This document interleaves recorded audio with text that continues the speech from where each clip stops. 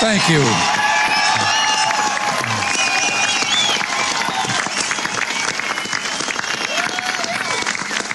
Thank you very much. Chancellor Kohl, Governing Mayor Diepken, ladies and gentlemen, 24 years ago, President John F. Kennedy visited Berlin.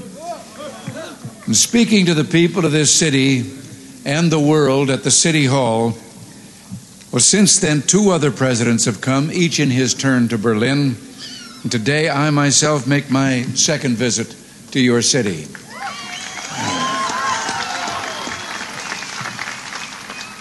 We come to Berlin, we American presidents, because it's our duty to speak in this place of freedom.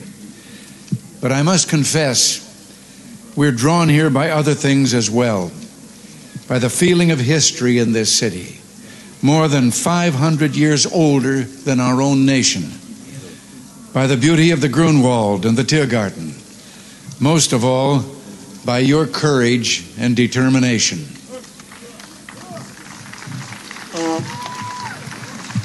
Perhaps the composer Paul Linke understood something about American presidents.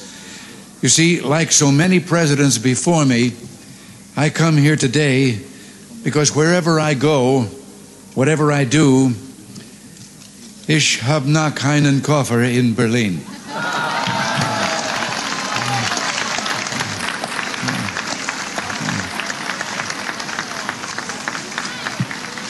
Our gathering today is being broadcast throughout Western Europe and North America. I understand that it is being seen and heard as well in the East. To those listening throughout Eastern Europe, I extend my warmest greetings and the goodwill of the American people. To those listening in East Berlin, a special word. Although I cannot be with you, I address my remarks to you just as surely as to those standing here before me. For I join you as I join your fellow countrymen in the West in this firm, this unalterable belief, es gibt nur ein Berlin.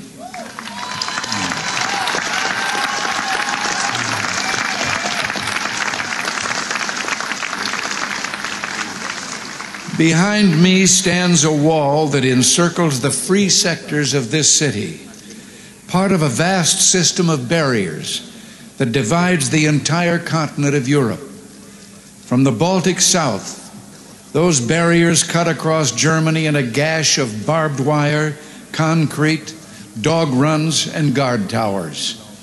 Farther south, there may be no visible, no obvious wall, but there remain armed guards and checkpoints all the same. Still a restriction on the right to travel. Still an instrument to impose upon ordinary men and women the will of a totalitarian state. Yet it is here in Berlin where the wall emerges most clearly. Here, cutting across your city, where the news photo and the television screen have imprinted this brutal division of a continent upon the mind of the world. Standing before the Brandenburg Gate, every man is a German, separated from his fellow men.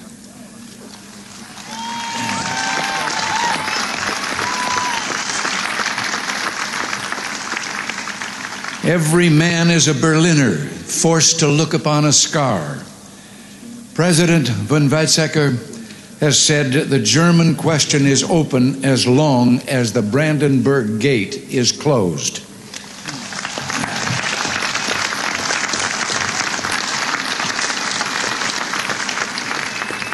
But today I say, as long as this gate is closed, as long as this scar of a wall is permitted to stand, it is not the German question alone that remains open, but the question of freedom for all mankind.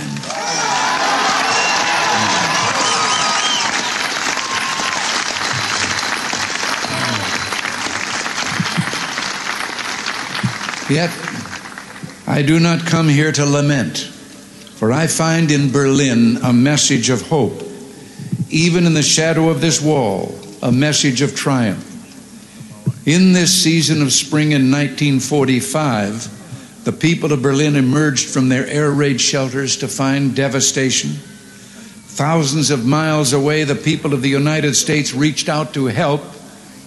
And in 1947, Secretary of State, as you've been told, George Marshall, announced the creation of what would become known as the Marshall Plan. Speaking precisely 40 years ago this month, he said, "Our policy is directed not against any country or doctrine, but against hunger, poverty, desperation, and chaos."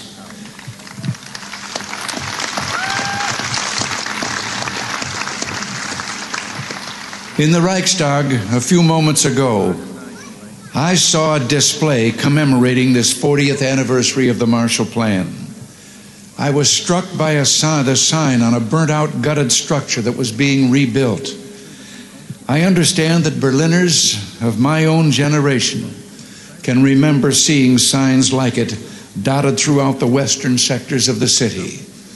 The sign read simply, "The Marshall Plan is helping here to strengthen the free world." A strong free world in the West.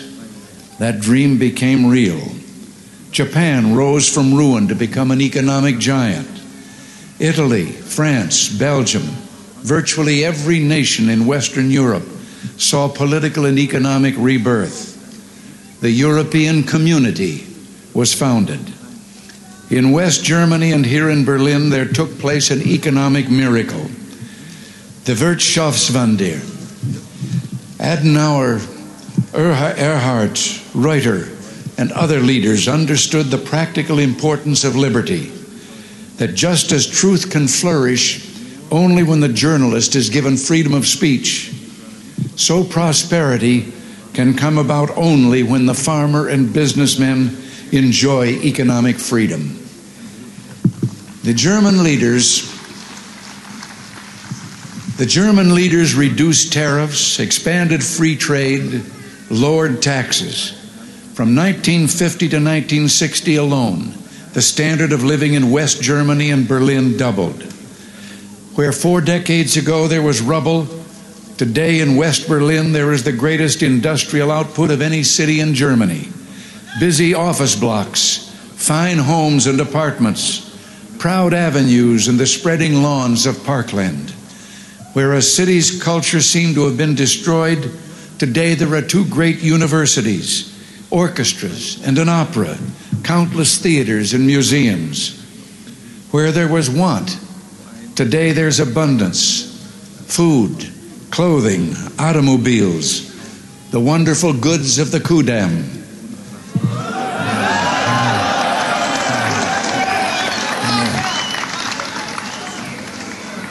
From devastation, from utter ruin, you Berliners have in freedom rebuilt a city that once again ranks as one of the greatest on earth. Now, the Soviets may have had other plans, but my friends, there were a few things the Soviets didn't count on. Berliner Herz, Berliner Humor, ja, und Berliner Schnauzer.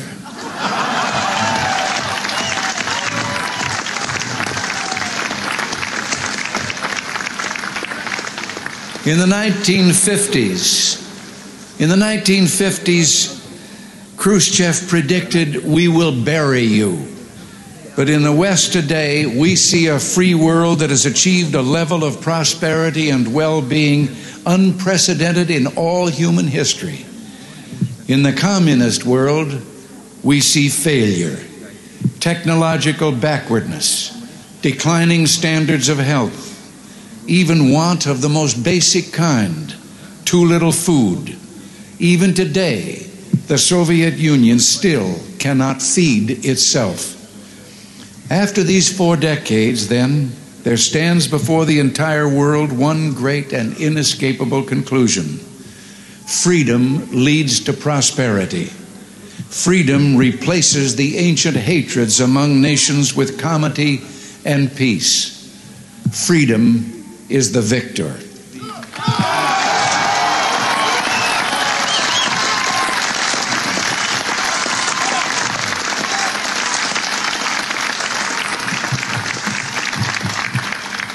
And now the Soviets themselves may, in a limited way, be coming to understand the importance of freedom. We hear much from Moscow about a new policy of reform and openness. Some political prisoners have been released. Certain foreign news broadcasts are no longer being jammed.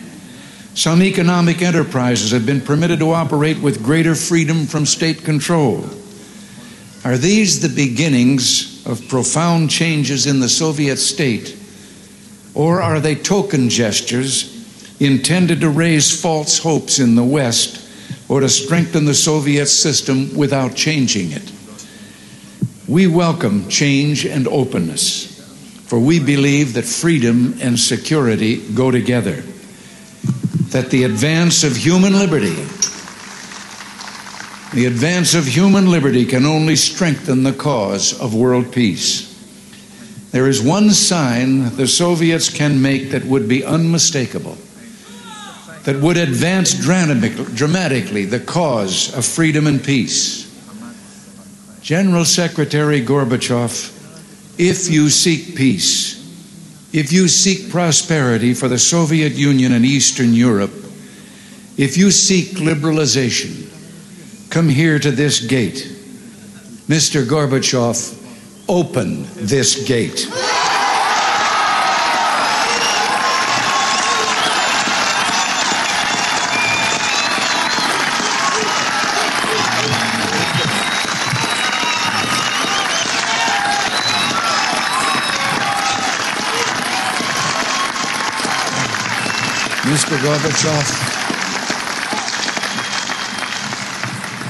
Mr. Gorbachev, tear down this wall.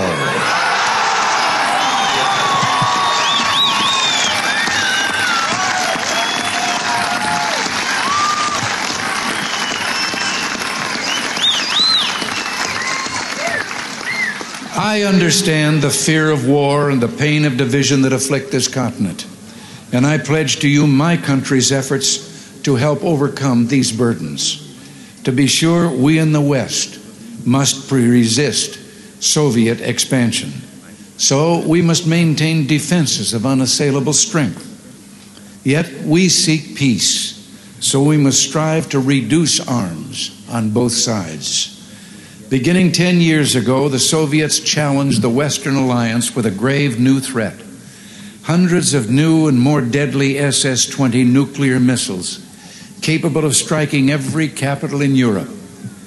The Western alliance responded by committing itself to a counter-deployment.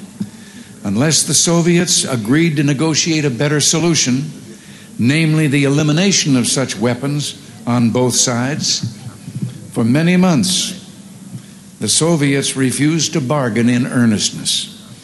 As the alliance in turn prepared to go forward with its counter-deployment, there were difficult days of protests like those during my 1982 visit to this city.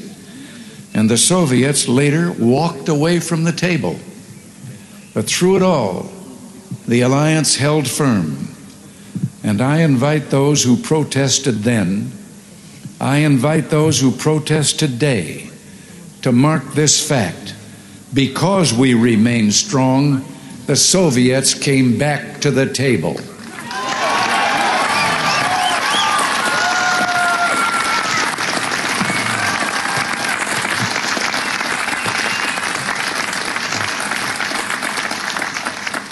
Because we remain strong today, we have within reach the possibility not merely of limiting the growth of arms, but of eliminating for the first time an entire class of nuclear weapons from the face of the earth. As I speak, NATO ministers are meeting in Iceland to review the progress of our proposals for eliminating these weapons. At the talks in Geneva, we have also proposed deep cuts in strategic offensive weapons. And the Western allies have likewise made far-reaching proposals to reduce the danger of conventional war and to place a total ban on chemical weapons. While we pursue these arms reductions, I pledge to you that we will maintain the capacity to deter Soviet aggression at any level at which it might occur.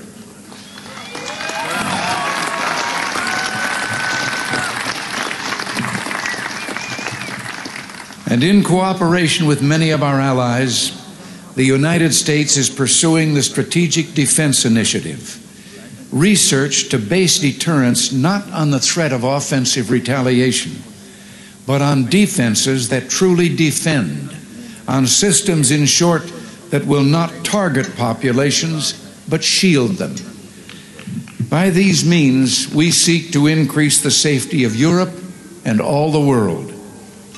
But we must remember a crucial fact.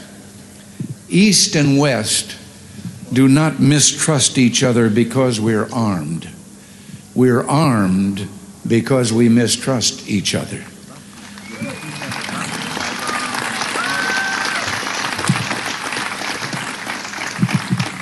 And our differences are not about weapons, but about liberty.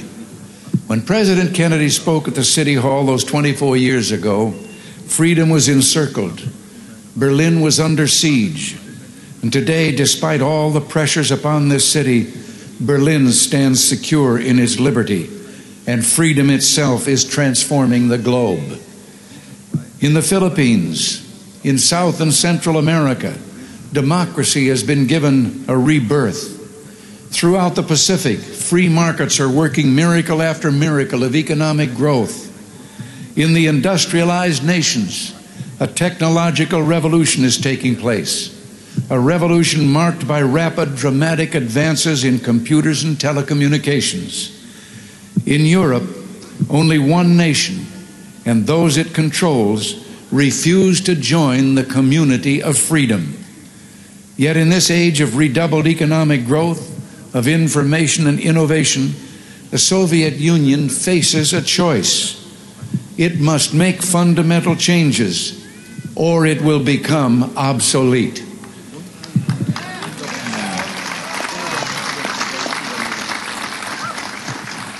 Today, thus, represents a moment of hope.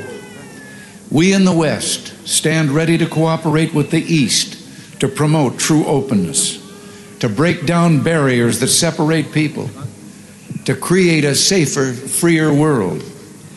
And surely there is no better place than Berlin, the meeting place of East and West, to make a start.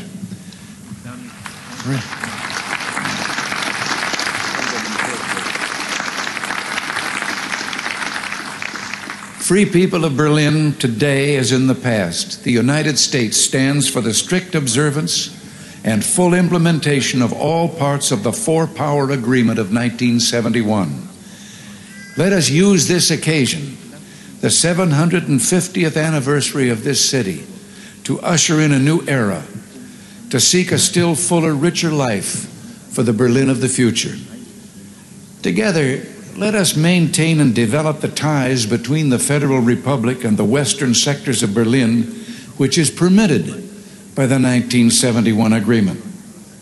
And I invite Mr. Gorbachev, let us work to bring the eastern and western parts of the city closer together so that all the inhabitants of all Berlin can enjoy the benefits that come with life in one of the great cities of the world.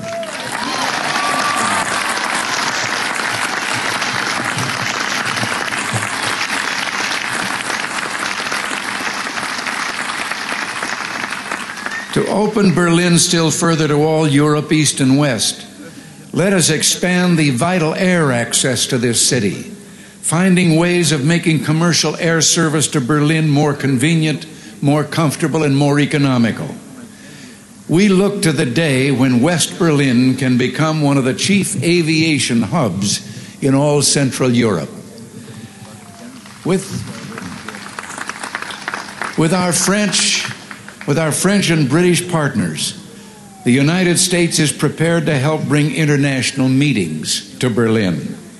It would be only fitting for Berlin to serve as the site of United Nations meetings, or world conferences on human rights and arms control, or other issues that call for international cooperation.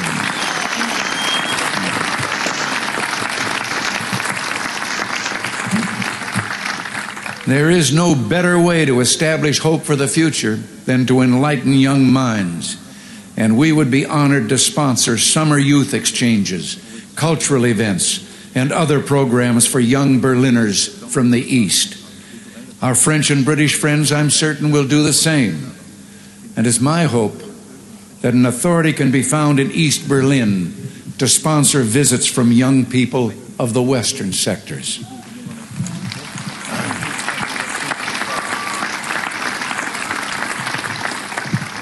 One final proposal, one close to my heart. Sport represents a source of enjoyment and ennoblement.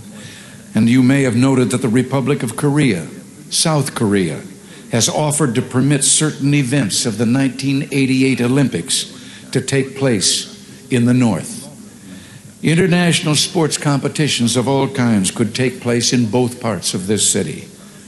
And what better way to demonstrate to the world the openness of this city than to offer in some future year to hold the Olympic Games here in Berlin, East and West.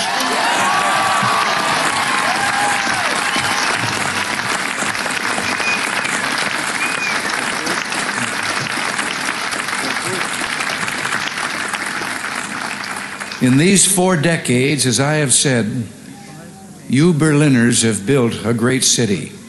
You've done so in spite of threats, the Soviet attempts to impose the Eastmark, the blockade. Today, the city thrives in spite of the challenges implicit in the very presence of this wall. What keeps you here? Certainly, there's a great deal to be said for your fortitude, for your defiant courage, but I believe there's something deeper.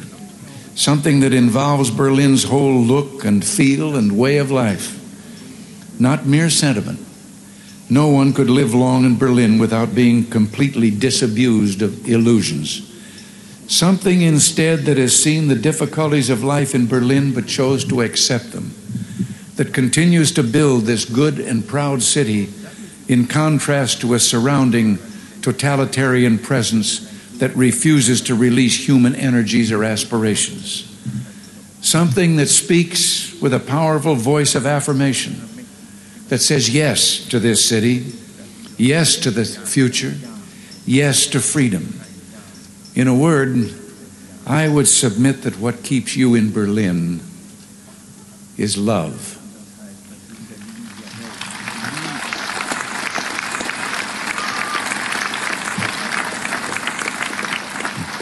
Love, both profound and abiding.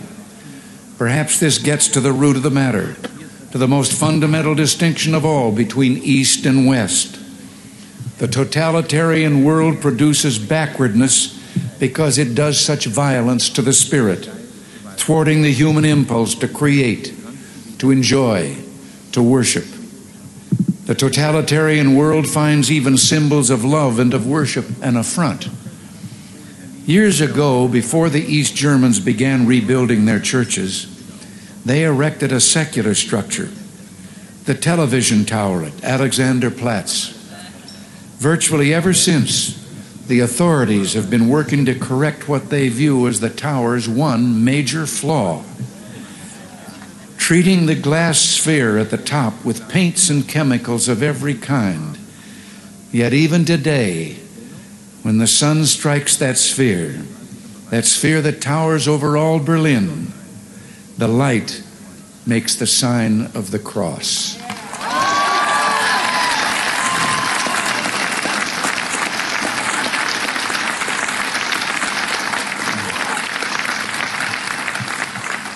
There in Berlin, like the city itself, symbols of love, symbols of worship cannot be suppressed.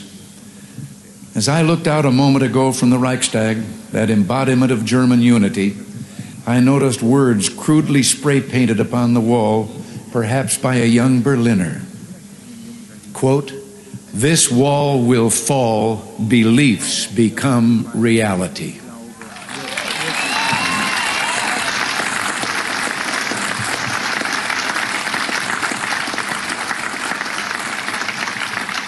Yes, across Europe this wall will fall, for it cannot withstand faith, it cannot withstand truth. The wall cannot withstand freedom. And I would like, before I close, to say one word. I have read and I have been questioned since I've been here about certain demonstrations against my coming. And I would like to say just one thing, and to those who demonstrate so. I wonder if they have ever asked themselves that if they should have the kind of government they apparently seek, no one would ever be able to do what they're doing again.